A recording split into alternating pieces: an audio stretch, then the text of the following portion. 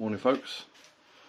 I meant to make this video yesterday, but I was so busy yesterday I didn't get around to it. Now, I'll get straight into it. The first fight I saw, I think it was the first fight that happened, Michael Conlan lost another world title attempt. He was knocked out in the 5th by IBF featherweight champion Luis Alberto Lopez, in probably the best fight of the night.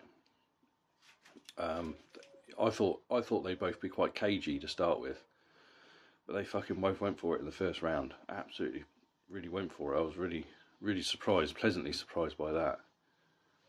It was a good fight all the way through. Yeah, I mean, ultimately, Luis Alberto Lopez just was a little bit too much for Conlan. I mean, I take nothing away from Conlan. I do rate him. I think he's a fantastic fighter. I just don't think he's at that level. You know, I mean, he had a blinding performance against Lee Wood last year, obviously fight of the year, and then he was stopped in the 12th and he was knocked out of the ring. But I don't know. He seems to have found his level, really. Luis Alberto Lopez is a brilliant technician, brilliant fighter. I mean, that right uppercut he took him out with, a thing of beauty. I mean, in real time when I saw it, I thought, oh, it didn't look that bad. Yeah. And then when they showed the replay, yeah, okay, got him right on the fucking button.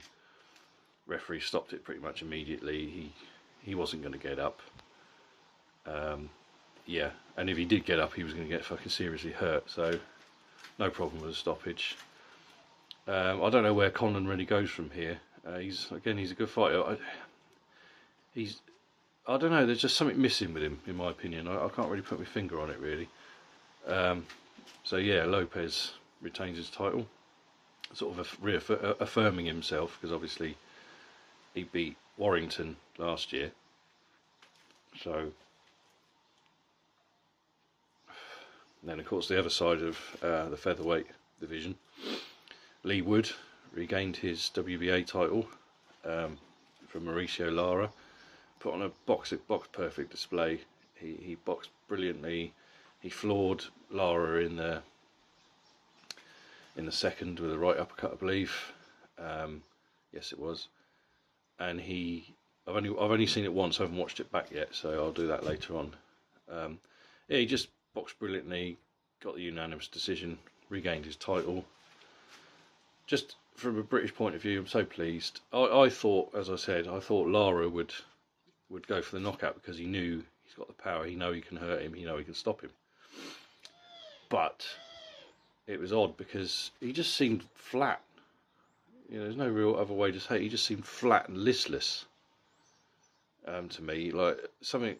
I don't know if he was injured, or if he didn't train properly, or he was unmotivated, or if he underestimated Wood because he was overconfident. I don't know what it was, but he just seemed a bit flat, and I was a bit disappointed with it, really. I was looking forward to this fight the most this weekend, because the first fight was so brilliant. But fair play to Wood. Will there be a rematch at some point with a rubber match? Oh, possibly. Yes, this is modern boxing. They rematch clauses fucking everywhere. So, but no, good win for Wood. He's champion again. I personally would like to see him in a unification against Lopez, but from what I've seen online, I think they're going to aim to put him in with Warrington. So that would be mildly interesting. I'm not a fan of Warrington. I don't like his style, but you know, whatever. I'd still watch it. So now the main reason I'm here. Lawrence Okolie lost his WBO cruiserweight title to Chris Billam-Smith in probably one of, if not the worst, world title fights I've ever sat through. God, it was fucking diabolical. Absolutely diabolical. I don't know what it is with Okolie. He fights like he's scared. He reminds me a bit of Audley Harrison. He's terrified of getting hit. That's how he fights. He's terrified of anybody hitting him. He just grabs on. He hugs and wrestles and grabs all the time. It's constant. Yeah, even when no punches are thrown by himself or his opponent. He just grabs on, and this is what he was doing with Billam-Smith, grabbing onto him all the time. The referee was on his case pretty early. I mean, obviously he took 2 points off him for the constant holding, and it made me think of Akinwande against Lennox Lewis years ago. Was that 97? Yeah, I believe it was 1997. And Akinwande got disqualified because he just kept hugging all the time. Every time they got close, he was grabbing hold of Lewis, and in the end, referee Mills Lane just said, yeah, "You're out, mate," and disqualified him. I personally would have liked to have seen Okolie disqualified, because even with the points off, he kept doing it, and he kept doing it, and he kept doing it. And I was getting so frustrated watching it, because I'm a boxing fan. I want to see boxing. I want to see proper boxing. I don't want to see hugging all the time. And you could see the frustration on Billam-Smith's face every time he couldn't do anything, because every time he tried, well, even before he tried to, Okolie was just hugging him all the time. Absolutely a horrendous fight to watch. I was so glad when it was over. Obviously, Okolie was floored in the 5th, and from then the fouling got even worse. The holding and the pushing and the going in with his fucking head all the time. Referee Marcus McDonald was just on his case all the time. How many warnings did he give him? So many. But he also let a lot of the fouls go as well, which baffled me. Even after taking points off. There were 2 more knockdowns in the 10th and the 11th. The one in the 10th was bullshit. Nothing landed. Okolie just sort of threw himself on the floor. But I'm wondering if the referee, because he was so fed up with Okolie, was just like, "Oh, fuck it, I'm going to count anyway." The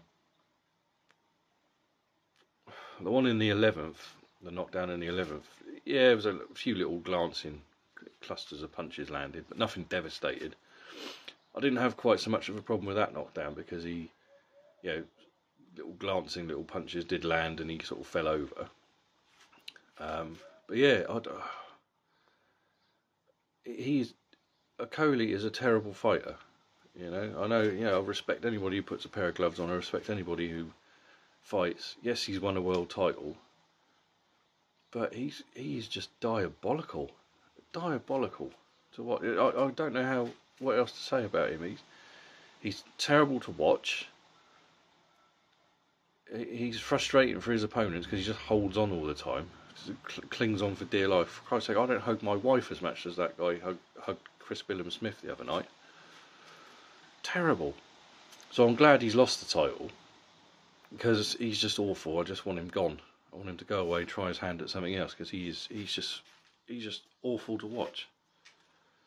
I mean, Chris Billam-Smith, to me, is average. He's not a world champion material, to me, in my opinion. Nice guy, entertaining fighter.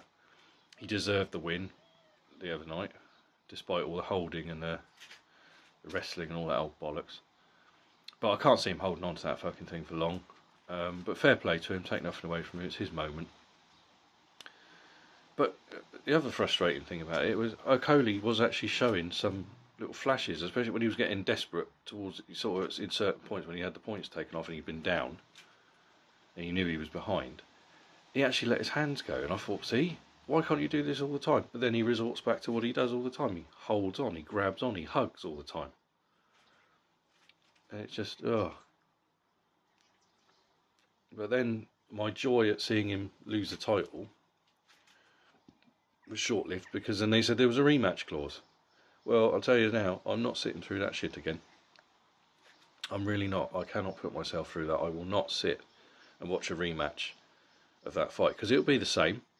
Doesn't matter if he actually starts listening to Sugar Hill, or if he gets a new trainer, or if he bucks his ideas up. He's just going to resort to holding all the time, because that's what he does.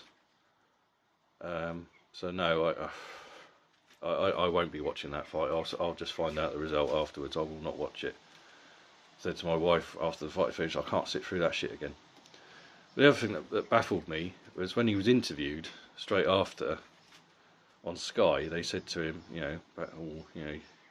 how did you feel? You had the points off, and you were warned for holding. And he said something along the lines of, I forget the actual wording, but he said,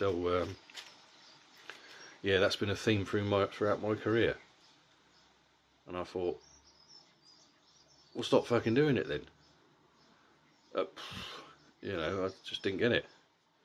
I mean, if that was me, I mean, obviously it wasn't me, but you'd like to think if you were in that situation, you've been docked a point for holding, you'd stop holding.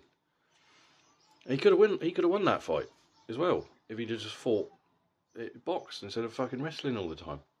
Unbelievable. So yeah, congratulations to Chris Billam-Smith.